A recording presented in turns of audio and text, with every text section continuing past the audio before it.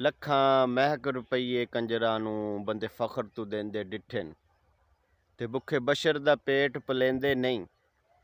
ਪਰ ਸ਼ੌਕ ਪੁਲੇਂਦੇ ਡਿੱਠੇ ਨੇ। ਅੱਲਾ ਪਾਕ ਦੀ ਰਾਹ ਵਿੱਚ ਦੇਵਨ ਲਈ 100 ਵਾਰ ਸੁਚੇਂਦੇ ਡਿੱਠੇ ਨੇ। ਮੰਗੇ ਭੀਖ ਬੁਕਾਰੀ ਜੇਬਾਂ ਚੋਂ ਸਿੱਕੇ ਲੋग ਡੁਟੇਂਦੇ ਡਿੱਠੇ ਨੇ। अस्सलाम वालेकुम, की हाल है दोस्तों? ठीक ठाक, उम्मीद करदा सारे ठीक होंगे। अच्छा जी, ये वीडियो ਦੇ ਵਿੱਚ ਜਿਹੜਾ ਮੈਂ ਤੁਹਾਨੂੰ ਸ਼ੇਰ ਸੁਣਾਇਆ, ਇਹਦਾ ਸ਼ੇਰ ਸੁਣਾਉਣ ਦਾ ਮਕਸਦ ਇਹੀ ਹੈ ਕਿ ਅਸੀਂ ਆਪਣੇ ਆਲੇ ਦੁਆਲੇ ਬਹੁਤ ਸਾਰੇ ਲੋਕ ਐਸੇ ਦੇਖਦੇ ਹਾਂ ਕਿ ਜਿਨ੍ਹਾਂ ਨੂੰ ਅੱਲਾਹ ਪਾਕ ਨੇ ਬਹੁਤ ਜ਼ਿਆਦਾ ਨਵਾਜ਼ਿਆ, ਠੀਕ ਹੈ, ਬਹੁਤ ਸਾਰੀ ਦੌਲਤ ਨਾਲ ਨਵਾਜ਼ਿਆ, ਬਹੁਤ ਕੁਛ ਯਾਨੀ ਕਿ ਤਾ ਕੀਤਾ, ਲੇਕਿਨ ਉਹ ਸ਼ਾਦੀ ਵਿਆਹ ਜਾਂ ਕੋਈ ਦੀਗਰ ਤਕਰੀਬਾਤ ਵਗੈਰਾ, ਕੋਈ ਮਸਲਨ ਕਿ ਫੰਕਸ਼ਨ ਵਗੈਰਾ ਹੋਵੇ, ਉਹਦੇ 'ਤੇ ਲੱਖਾਂ ਰੁਪਈਏ ਜਿਹੜੇ ਹੈ ਨੇ ਆਪਣੀ ਵਾਹ ਵਾਹ ਵਾਸਤੇ ਜਿਹੜਾ ਹੈ ਨਾ ਉਹ ਕੰਜਰਾਂ 'ਤੇ, ਜਾਂ ਉਹ ਕੋਈ ਮਸੀਕੀ ਵਾਲਾ ਆਵੇ, ਸਿੰਗਰ ਆਵੇ, ਕੋਈ ਕਵਾਲ ਆਵੇ, ਉਹਦੇ 'ਤੇ ਲੱਖਾਂ ਰੁਪਈਏ ਯਾਨੀ ਕਿ ਜਿਹੜਾ ਨਾ ਮਿੰਟਾਂ ਸਕਿੰਟਾਂ ਦੇ ਵਿੱਚ ਜਿਹੜਾ ਹੈ ਉਹ ਸੁੱਟ ਦਿੰਦੇ ਨੇ ਆਪਣੀ ਵਾਹ ਵਾਹ ਵਾਸਤੇ, ਕਿ ਯਾਨੀ ਕਿ ਲੋਕ ਕਹਿਣ ਕਿ ਇਹਦੇ ਕੋਲ ਬਹੁਤ ਜ਼ਿਆਦਾ ਰੁਪਈਆ ਵਾ, ਦੇਖੋ ਤੇ ਕਿਸ ਤਰ੍ਹਾਂ ਯਾਨੀ ਕਿ ਪੈਸਾ ਉਡਾ ਰਿਹਾ, ਯਾਨੀ ਕਿ ਪੈਸੇ ਦੀ ਕਦਰ ਨਹੀਂ ਕਰਦੇ।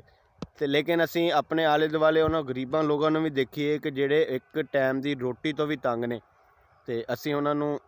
ਜਿਹੜਾ ਹੈ ਨਾ ਪੈਸੇ ਦੇਣ ਲੱਗੇ 100 ਵਾਰੀ ਸੋਚਦੇ ਹਾਂ। ਤੇ ਅੱਲਾਹ ਪਾਕ ਦੀ ਤੌਫੀਕ ਹੈ, ਇਹ ਬਹੁਤ ਵੱਡੀ ਨਿਅਮਤ ਆ ਕਿ ਅਗਰ ਅੱਲਾਹ ਪਾਕ ਸਾਨੂੰ ਦੌਲਤ ਨਾਲ ਨਵਾਜ਼ੇ ਤਾਂ ਸਾਨੂੰ ਚਾਹੀਦਾ ਕਿ ਸਭ ਤੋਂ ਪਹਿਲੇ ਅਸੀਂ ਆਪਣੇ ਆਸੇ ਪਾਸੇ ਆਪਣੇ ਹਮਸਾਏ, ਆਪਣੇ ਗਰੀਬ ਯਾਨੀ ਕਿ ਦੋਸਤ ਸੱਜਣ ਭਰਾ ਜਿਹੜੇ ਨੇ, ਸਭ ਤੋਂ ਪਹਿਲੇ ਉਹਨਾਂ ਨੂੰ ਜਿਹੜਾ ਹੈ ਨਾ ਅੱਲਾਹ ਪਾਕ ਦੇ ਦਿੱਤੇ ਉਹਦੇ ਵਿੱਚੋਂ ਆਪਣੇ ਉਹਨਾਂ ਨੂੰ ਖੈਰਾਤ ਕਰੀਏ, ਉਹਨਾਂ ਦੀ ਮਦਦ ਕਰੀਏ, ਠੀਕ ਹੈ। ਤੇ ਕਈ ਦਫਾ ਯਾਨੀ ਕਿ ਦੇਖਿਆ ਵਾ ਕਿ ਕਿਤੇ ਵਿਆਹ ਸ਼ਾਦੀ 'ਤੇ ਜਾਈਏ ਤਾਂ ਲੋਕ ਉਹ ਜਿਹੜੇ ਨੱਚਣ ਟੱਪਣ ਵਾਲੇ ਹੁੰਦੇ ਨੇ ਉਹਨਾਂ 'ਤੇ ਹਜ਼ਾਰਾਂ ਦੇ ਨੋਟ, 50ਵਾਂ ਦੇ ਨੋਟ, 100ਵਾਂ ਵਾਲੇ ਨੋਟ ਜਾਨੀ ਕਿ ਸਿੱਟ ਰਹੇ ਹੁੰਦੇ ਨੇ। ਲੇਕਿਨ ਅਗਰ ਕੋਈ ਉਸੇ ਫੰਕਸ਼ਨ ਦੇ ਵਿੱਚ ਕੋਈ ਗਰੀਬ ਬੰਦਾ 10-20 ਰੁਪਈਏ ਮੰਗ ਰਿਹਾ ਹੋਵੇ ਤਾਂ ਉਹਨੂੰ ਉਹ ਵੀ ਜਿਹੜਾ ਹੈ ਨਾ ਦੇਣ ਤੋਂ ਕਾਸਰ ਹੁੰਦੇ ਨੇ, ਉਹਨੂੰ ਵੀ ਕਹਿੰਦੇ ਨੇ ਕਿ ਮਾफ़ ਕਰ। ਇਹ ਬਹੁਤ ਵੱਡੀ ਯਾਨੀ ਕਿ ਅਗਰ ਕਹਿ ਸਕਦੇ ਸਾਡੇ 'ਤੇ ਜਿਹੜਾ ਨਾ ਸਖਤੀ ਵੀ ਕਹਿ ਸਕਦੇ ਹੋ, ਅੱਲਾਹ ਪਾਕ ਦੀ ਨਾਰਾਜ਼ਗੀ ਵੀ ਹੈ ਕਿ ਜਦ ਅੱਲਾਹ ਪਾਕ ਨੇ ਦਿੱਤਾ ਵਾ ਤਾਂ ਸਾਨੂੰ ਚਾਹੀਦਾ ਸੀ ਉਹਦੇ ਵਿੱਚ ਗਰੀਬ ਲੋਕਾਂ ਦੀ, ਆਪਣੇ ਜਿਹੜੇ ਨਾਲ ਹਮਸਾਏ ਨੇ, ਭੈਣ ਭਰਾ ਸੱਜਣ ਬੇਲੀ ਨੇ, ਉਹਨਾਂ ਦੀ ਹੈਲਪ ਕਰੀਏ ਤਾਂ ਕਿ ਅੱਲਾਹ ਪਾਕ ਦੇ ਦਿੱਤੇ ਦੇ ਵਿੱਚ ਉਹਨਾਂ ਦੀ ਵੀ ਮਦਦ ਹੋ ਸਕੇ। ਅੱਲਾਹ ਪਾਕ ਜਦੋਂ ਕਿਸੇ ਇਨਸਾਨ ਨੂੰ ਨਵਾਜ਼ਦਾ ਨਾ ਤਾਂ ਉਹਦਾ ਮਤਲਬ ਇਹ ਨਹੀਂ ਹੁੰਦਾ ਕਿ ਉਹਦੇ 'ਤੇ ਕਰਮ ਨਵਾਜ਼ੀ ਹੋਈ ਹੈ, ਇਹਦਾ ਮਤਲਬ ਇਹ ਹੁੰਦਾ ਕਿ ਉਹਦੀ ਵਜ੍ਹਾ ਤੋਂ ਹੋਰ ਲੋਕਾਂ ਨੂੰ ਕਿੰਨਿਆਂ ਨੂੰ ਆਸਾਨੀਆਂ ਹੋਈਆਂ ਨੇ। ਤੇ ਇਹ ਉਸ ਦੌਲਤ 'ਤੇ ਸੱਪ ਬਣ ਕੇ ਬਹਿਣ ਦੀ ਬਜਾਏ ਉਸ ਦੌਲਤ ਨੂੰ ਜਿਹੜਾ ਹੈ ਨਾ ਤਕਸੀਮ ਕਰਨਾ ਚਾਹੀਦਾ,